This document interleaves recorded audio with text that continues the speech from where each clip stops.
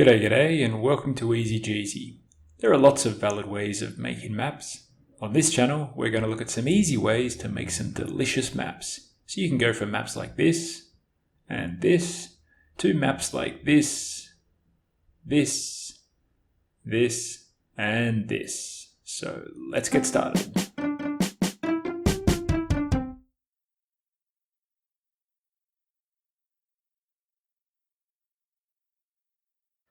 Now I need to finish this video quickly as I've just realized I've lost my pet and I need to go looking for them. But second of all, welcome to the channel.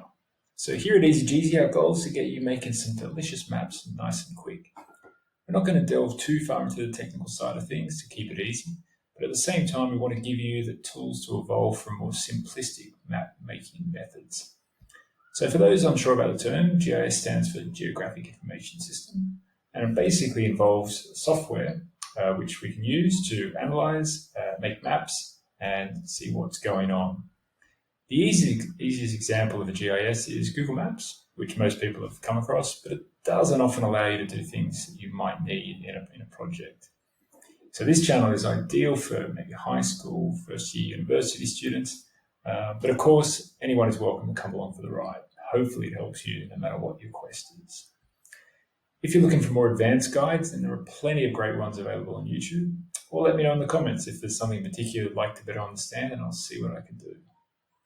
So there are a number of different GIS tools we can use to create and analyze maps.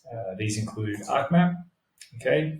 It's like the older version now superseded by ArcGIS Pro. It's from Esri. These are sort of the professional standards. There's ArcMap there, ArcGIS Pro. They're very powerful, but they can be very expensive. Depending on your country of residence, you may be able to get cheaper student versions, which I think currently run for around $100 a year. So definitely check out esri.com. Also, it doesn't work on a Mac, okay? So be careful with that. There's ArcGIS Online, so from Esri as well. Very useful GIS tool. Okay, it has a paid subscription version and also a free non-commercial tier. It does lack some of the more advanced features of its desktop cousins, but it is still a very useful tool, particularly as it's all online. There's QGIS, previously Quantum GIS, so it's free, open source. It's a great alternative to the Esri products. It's free, it's got a great community, always developing additions, plugins, and providing updates. Also very powerful, also free, and it also works on a Mac, which is great for many of you. There's Data Wrapper. Okay, this is a great site for making some really clean, straightforward maps, nice and quick. It can be a little bit more troublesome if you want to upload your own locations, which might not be available on their site, or if you're working with particularly large data sets. But overall, really nice tool. There's Mapbox, which has some excellent sort of design tools for maps, and Global Mapper as well, another alternative to the Esri products. So these are just some of the options which we're going to maybe touch on later, but there's certainly room to look at even more.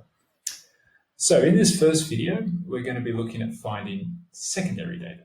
Okay. Later on, we're going to go through ways of collecting primary data into your GIS, but we're going to start off just with some simple searches for secondary data. So the easiest way to find data is to Bing it or use another internet search engine to locate it. Okay.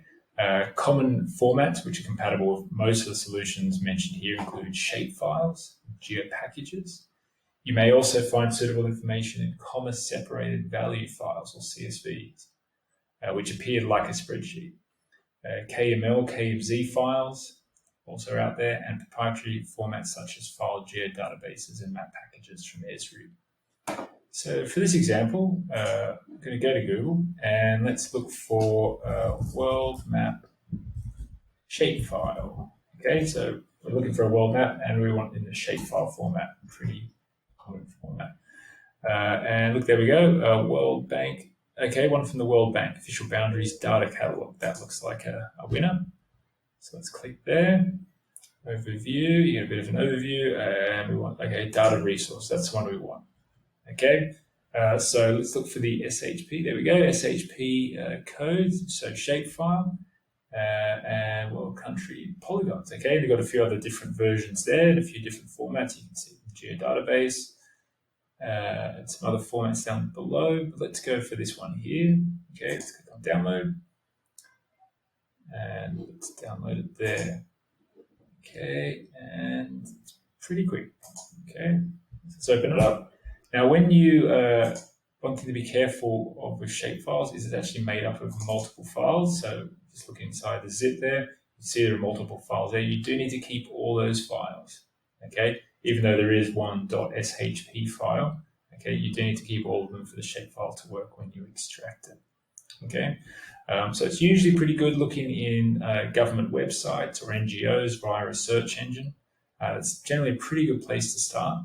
And while shapefiles are an older format, they're pretty easily found. You may also come across some treasure troves along the way, like GADM website, which is fantastic. In this case, we've got sort of polygon data, access to polygon data for most countries at various levels. Okay, so if you go to Morocco, for example, you can download it at national, state, regional levels. You download it in GeoPackage, you download it in shapefile, in KMZ format. Okay, so it's a really great website, and you can see all the sort of things you've got access to there. Once you've found that locational data, you may need to include some additional data, such as demographic, financial, social, infrastructural data. Okay, so in later episodes, we're going to look at adding this data to some of the platforms mentioned earlier. So I hope this helps you get started, and I hope you stick around for the rest of the series where we'll look at using this data in these specific platforms. So I'll see you next time.